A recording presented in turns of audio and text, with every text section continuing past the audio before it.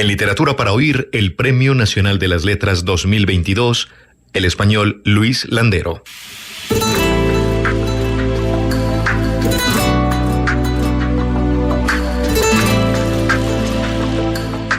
Luis Landero, nacido en Alburquerque, Badajoz, hace 74 años, ha sido distinguido con el Premio Nacional de las Letras de España para el año 2022. Debutó en 1989, a los 40 años, con Juegos de la Edad Tardía, novela con la que obtuvo los galardones del Premio de la Crítica de Narrativa Castellana y el Premio Nacional de Narrativa. Landero ha publicado 15 libros más, 10 novelas entre ellos, que le han dado un lugar destacado en la nueva narrativa española, nacida en los años 80 y los 90 del siglo XX. Landero se inició en el mundo de la música y el flamenco antes de decidirse por la literatura y siempre ha alternado su carrera de escritor con la de docencia en Madrid, en el Instituto Calderón de la Barca y en la Escuela de Arte Dramático y más adelante en la Universidad de Yale. Oigamos algunos fragmentos de sus obras.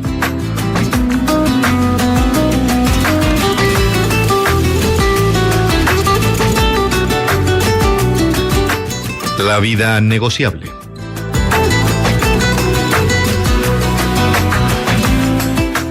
Señores, amigos, cierren sus periódicos y sus revistas ilustradas, apaguen sus móviles, pónganse cómodos y escuchen con atención lo que voy a contarles.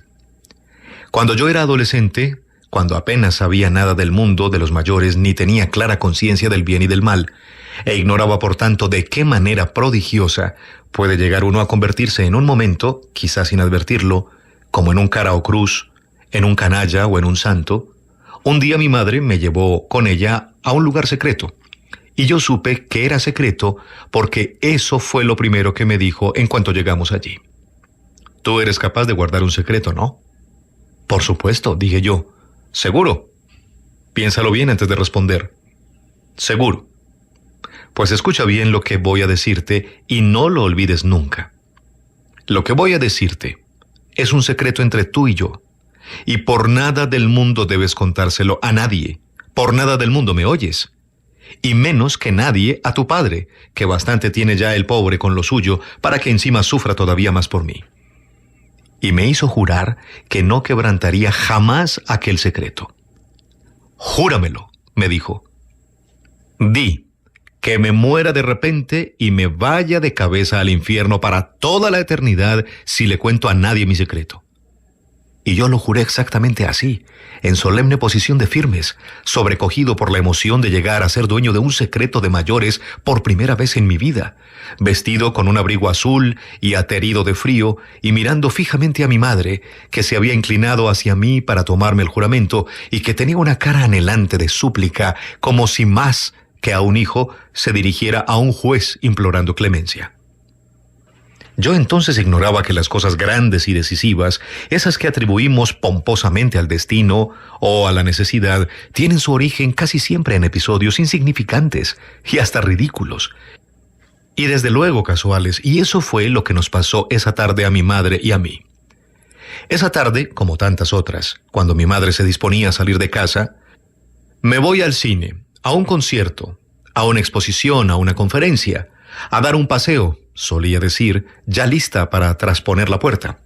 Mi padre se removió en lo remoto de su mundo y dijo: Clara, cariño, hace muy mal tiempo. Anuncian vientos y nevadas y pronto empezará a oscurecer. Quizás sea bueno que te acompañe Huguito.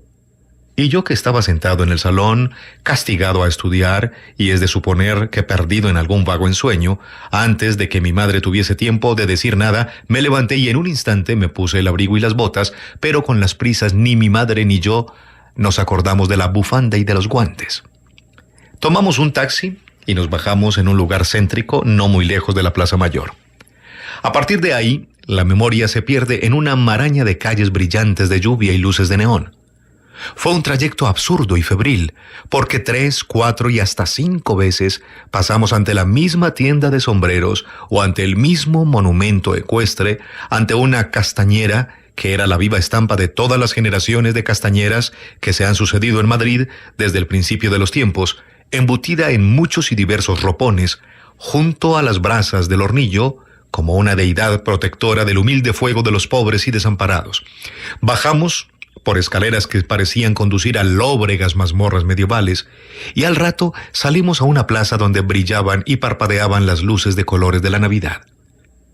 Pasamos bajo los mismos soportales, atravesamos varias veces la misma glorieta, siempre deprisa, muy deprisa, casi corriendo a veces, sin rumbo, sí, pero con una determinación que no admitía dudas, y eso es lo que le daba a aquella marcha su carácter absurdo.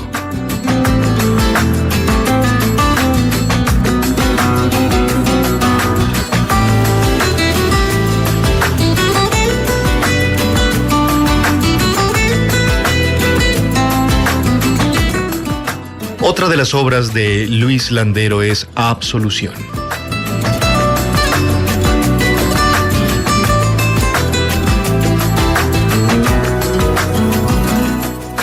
¿Será posible que al fin hayas logrado ser feliz? Piensa mientras se afeita y observa en el espejo su cara radiante de felicidad. Porque es de felicidad, no hay duda. Y en ese caso tenían razón los otros, los enterados, los sabios, los expertos. Todo era cuestión de esperar, de ir madurando, de encontrar tu ritmo, de no perder la fe. Se lo habían dicho sus padres, sus profesores, sus amigos, sus novias, se lo habían dicho Montaigne y Bertrand Russell.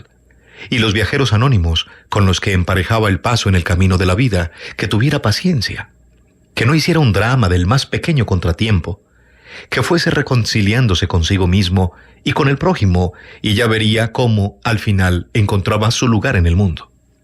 Y ahora, en efecto, lo había encontrado. Había surgido casi sin buscarlo, como un obsequio del destino, o mejor, una ofrenda. ¿No? Quizá el mundo no es tan azaroso y contingente como a ti siempre te ha gustado creer. Y era curioso, porque a lo largo de su vida había conocido a todo tipo de gente que no era feliz, pero que sin embargo sabía indicar muy bien la senda que lleva a la felicidad.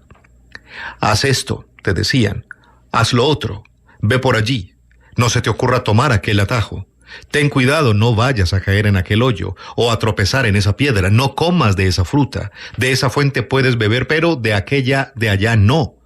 Sigue todo derecho, tuerce a la izquierda, haz noche en tal mesón, pasa de largo.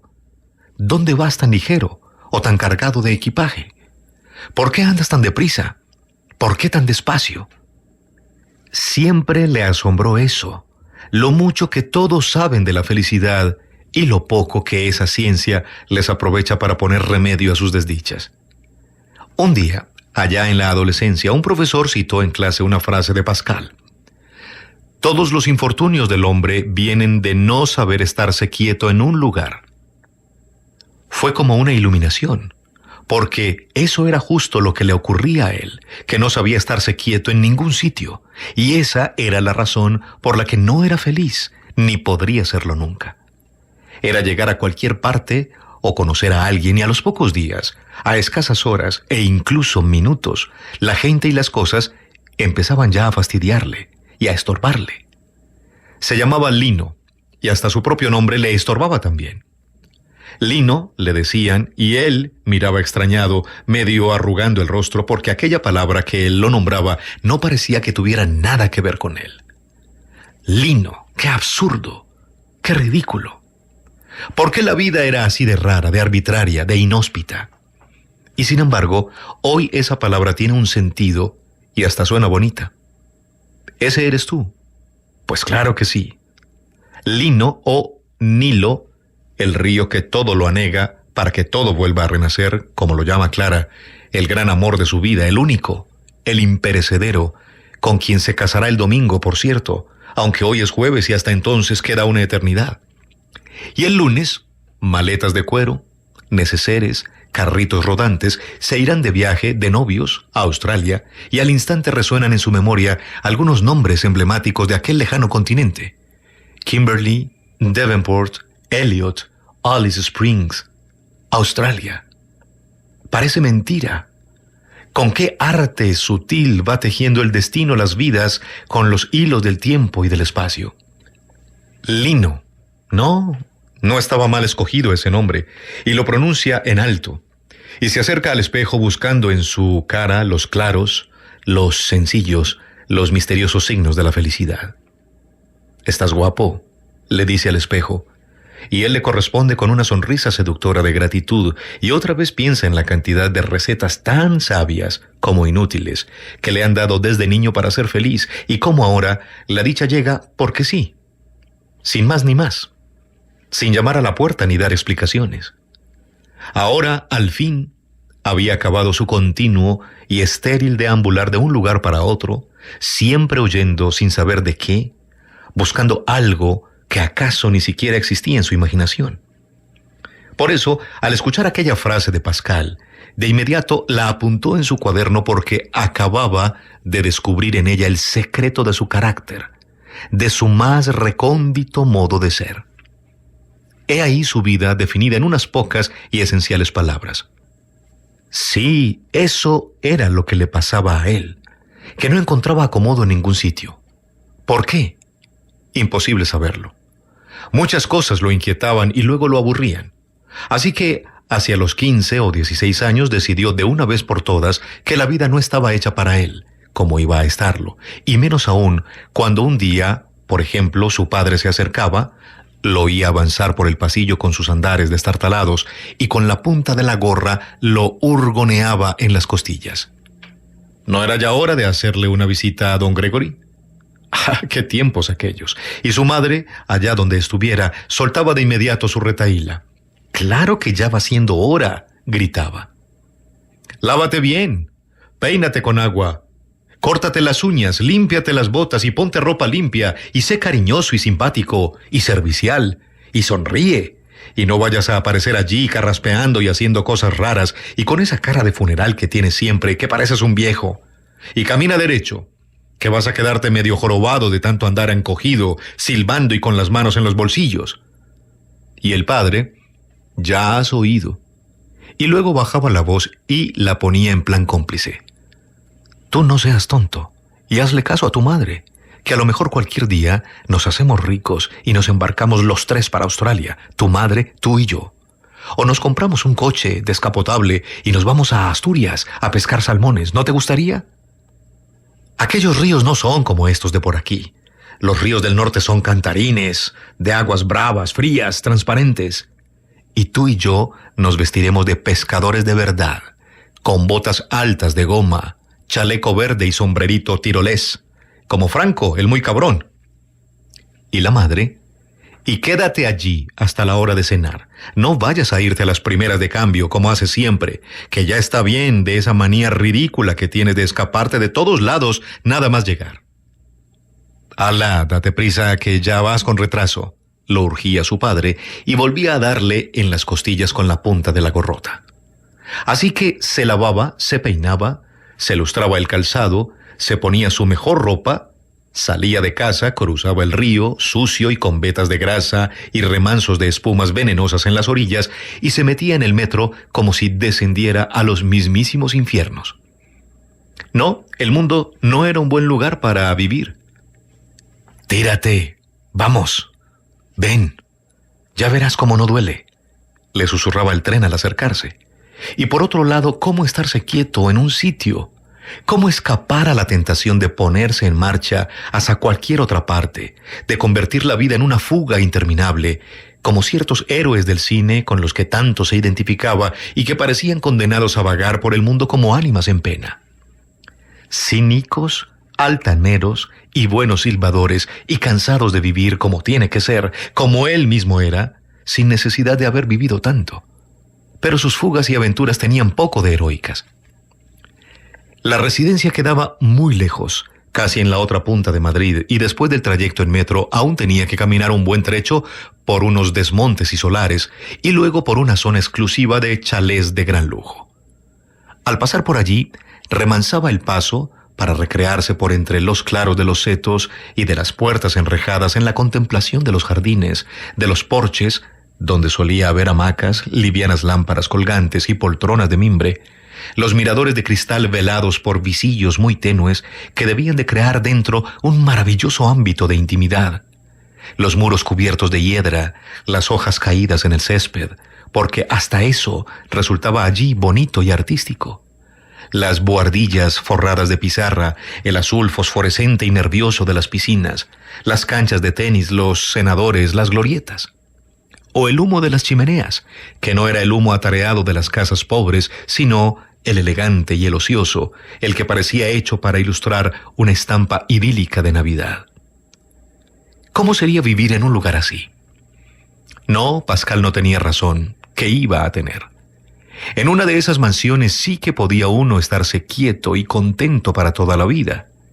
Y junto a las aceras había aparcados automóviles de ensueño, deportivos y grandes berlinas, y él pegaba la cara a las ventanillas para mirar la velocidad máxima del cuentakilómetros, las palancas y los botones, y casi podía percibir el olor a cuero y a maderas preciosas y a aquel otro aroma indefinible, embriagador, que exhalan el lujo y el dinero. Luego, carraspeaba y seguía adelante. A veces, cuando regresaba ya de anochecida, las luces de las ventanas y los porches se proyectaban desvanecidas por los jardines, titilaban en las gotas de agua del césped recién regado, y dentro de las casas se oía acaso una voz, una risa, una música, un ladrido de un perro guardián, y luego era el silencio acunado por el susurro de los árboles, y en todo aquello él veía signos dichosos de una vida leve que parecía flotar sobre el tiempo, sobre la sucia y enferma realidad del mundo de diario.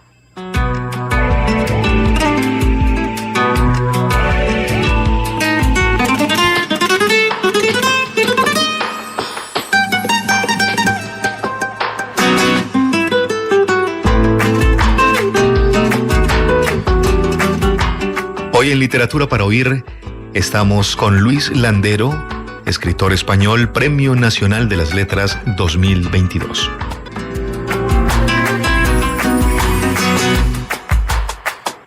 Escuchemos El guitarrista.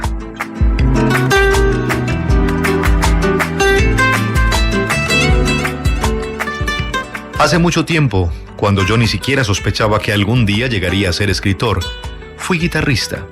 Y aún antes trabajé de aprendiz en un taller mecánico.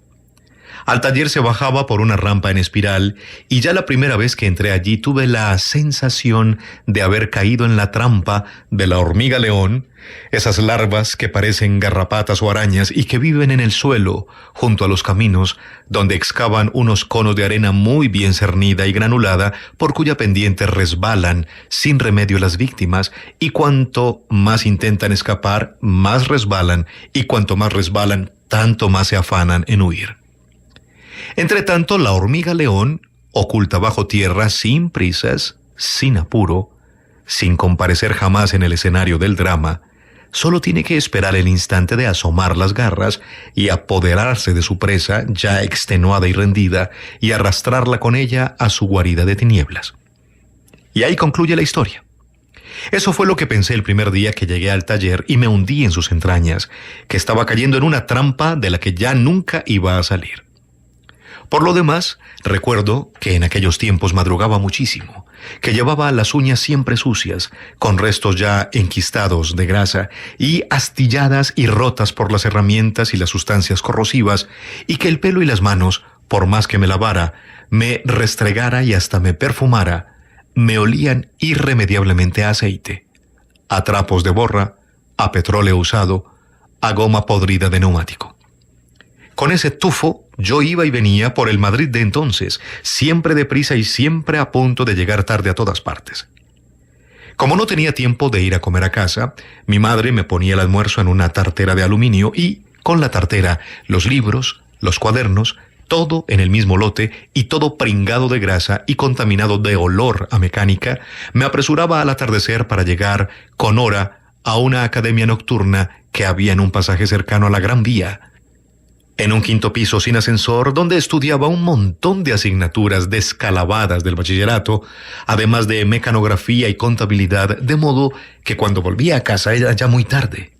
Las calles estaban solitarias y oscuras, y yo caminaba muy deprisa, y a veces oía resonar el eco de mis pasos muy lejos, en una dimensión irreal y siempre más deprisa, como si la noche fuese un desagüe que me succionaba junto con los últimos residuos del día, y más aprisa, porque aún tenía que sacar tiempo para ordenar y pasar en limpio los apuntes, hacer los deberes y estudiar las lecciones, primero en la cocina, mientras comía la cena tibia que mi madre me dejaba en el horno, y luego tumbado en la cama, a la luz del flexo, mientras luchaba por no caer rendido de cansancio y de sueño. Si era lunes o jueves, todavía escuchaba en la radio un programa que daban después de medianoche, donde recitaban poemas con voces susurrantes y cálidas, voces que parecían hablarte desde dentro mismo de la conciencia, que pronunciaban muy bien las sílabas, como desmenuzando el significado de cada palabra, y que se cernían sobre las pausas hasta llenarlas también de un segundo sentido. Eran poemas tristes, con música de fondo también triste, y cuanto más tristes, más me gustaban, más me consolaban y me llenaban el alma de orgullo, de dramatismo, de nobleza. En el silencio de la noche, las palabras escuchadas en la oscuridad parecían purificarse y purificarme a mí de las indignidades y miserias del día. También a veces leía alguna novela. Cuán verde era mi valle, Sinué el egipcio, El conde de Montecristo, pero solo una página o dos, porque enseguida me iba hundiendo en el sueño. Y no había acabado de dormirme, según mis cálculos, cuando oía, como un estruendo, el susurro apremiante de mi madre. «Emil, Emil, arriba. Vamos, date prisa, que ya vas con retraso». Así era mi vida por entonces. Por si fuera poco, los sábados y los domingos estaban también contaminados de tiempo laboral. Tenía, por ejemplo, que hacerle encargos a mi madre. Mi madre era costurera y trabajaba por su cuenta. Arreglaba todo tipo de prendas usadas, chaquetas, pantalones, jerseys, abrigos, uniformes militares, sotanas, trajes de novia y de primera comunión y una vez hasta uno de torero. Ella los estiraba, los encogía, les daba la vuelta, los transformaba, los dejaba como de estreno. A lo mejor de una capa hacía una falda y una blusa, y aún le sobraba tela para combinarla con otros retales y confeccionar una bufanda o un chaleco. Los fines de semana yo tenía que hacer la entrega y recogida de prendas, a veces en barriadas del extrarradio, o ir a las grandes casas de venta al por mayor a comprarle lana, telas, botones, cremalleras. También me usaba de referencia y de modelo para tomar medidas y me vestía de juez, de novio, de cura, de teniente.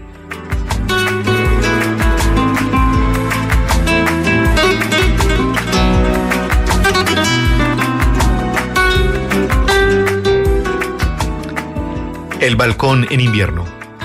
Ayer comencé a escribir mi nueva novela y aunque al principio las cosas iban bien, e incluso me abandoné a deliciosos raptos de euforia por la facilidad con que despachaba los primeros compases del relato, luego, al apurar la tercera majú de la mañana y al leer de un tiro lo que acababa de escribir, y según leía me fui poniendo cada vez más y más triste, hasta que al llegar al final me sentí profundamente abatido, como nunca en mi ya larga vida de escritor. Tranquilo, me dije, me aconsejé. No seas ingenuo. No te dejes vencer por el pesimismo antes incluso de empezar la batalla. ¿O es que no te conoces? Ya verás cómo mañana, o quizá dentro de un rato, lo que hoy es horrible te parecerá maravilloso. Y luego volverá a parecerte horrible, y luego otra vez maravilloso hasta que al fin te resignes a lo inevitable, porque esas son las reglas disparatadas de este oficio. Así que respiré hondo, volví a leer lo escrito, esta vez más despacio y con la mirada más distante y ecuánime.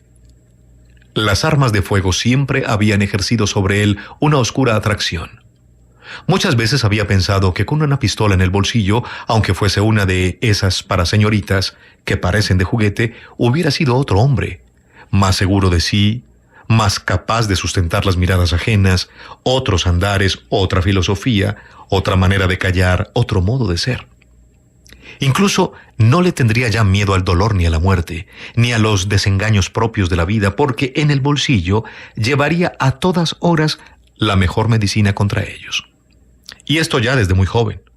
Y ahora tenía 58, 63 años, estaba recién jubilado, y además de la pistola, una Smith Wesson, una Glock del siglo XIX o cualquier otra más moderna que consigue en el bar Asturias. Llevaba siempre 10 euros para limosna en los bolsillos, 5 en monedas, 2 de 1 y 6 de .50, y el resto en un billete de 5. En el bolsillo izquierdo del pantalón guardaba las monedas de 50 centavos, en el derecho las de 1 euro y en el bolsillín superior de la chaqueta el billete de 5. En cuanto a la pistolita, pensó primero en inventar un mecanismo para llevarla oculta en la manga de la chaqueta y desenfundarla en un visto y no visto como los antiguos tahúres del Mississippi, pero finalmente optó por hacerse una funda de cuero y esconderla debajo del calcetín derecho. Aseguraba el tobillo con una fuerte goma elástica. Con su pistola y sus limosnas se sentía un hombre sereno, ponderado, secretamente poderoso, capaz de juzgar a sus semejantes y de premiarlos o castigarlos, si llegaba el momento, según su particular y justo parecer. Y eso que el arma la había adquirido como cosa de capricho en una tienda de antigüedades, y aunque la engrasaba a menudo y disparaba en seco para asegurarse de funcionamiento, aún no la había probado con fuego real, en parte por miedo de que no funcionase y en parte por no gastar ninguna de las 6 balas que el anticuario le había proporcionado. Eso sí, tanto en casa como en la calle la tenía y llevaba siempre cargada, con el seguro puesto, y por las noches se sentía más a resguardo durmiendo con ella bajo la almohada. Las mañanas las dedicaba a ver la televisión, series de dibujos animados, debates de actualidad, a chatear, foros políticos y eróticos, a hacer prácticas de tiro, agacharse y subirse la pernera del pantalón, deslizar la mano bajo el calcetín, desenfundar, quitar el seguro, amartillar, apuntar, disparar, todo en un único movimiento mecánico. A las tareas domésticas, al bricolaje y poco más. Almorzaba un pedazo de pan del día anterior tostado y untado con ajo y aceite. A media mañana hacía un tentempié de 3 nueces y 2 rábanos crudos y comía siempre en casa, casi siempre sopa de cebolla y pollo asado o calamares fritos y de postre una pieza de fruta. Por las tardes, después de la siesta, salía a dar un largo paseo por la ciudad. Siempre iba limpio, bien afeitado, bien vestido. A veces iba por 4 caminos hasta la Plaza de Castilla, otras tiraba hacia la Puerta del Sol o hacia el Manzanares, o se desplazaba hasta las barriadas del extrarradio, aprovechando su abono gratis de transporte. ¿Tienen los jubilados ahora abono gratis de transporte? Preguntar a mi madre o preguntar en el bar Asturias. Y lo que más le gustaba o le atraía en sus paseos era fijarse en los mendigos. A veces se paraba largamente a observarlos. Sabía que entre ellos hay muchos mixtificadores e impostores, los holgazanes, los borrachuzos, los que se hincan de rodillas sobre el duro pavimento con la cabeza gacha y los brazos en cruz. Algún mecanismo ocultarán bajo las mangas para resistir tanto. Los viejos, y algunos incluso muy viejos, que disfrutan de una pensión pero que aún así, y por pura ansia, se dedican a mendigar y a rebuscar en las papeleras y contenedores y a hacer cola en los comedores sociales y a disputarle las sobras de los supermercados a los hambrientos de verdad, los que se inclinan servilmente y te acosan con sus quejumbres y salamerías, y haciendo sonar ante tu rostro como un hechicero sus sonajas un par de monedas de cobre en un sucio vaso plástico. Los histriones que quieren contarte, venderte el folletín de sus calamidades, los que portan un cartón vasto de embalaje donde, con mala letra y algunas calculadas faltas de ortografía y en audaz síntesis, dan fe de sus miserias.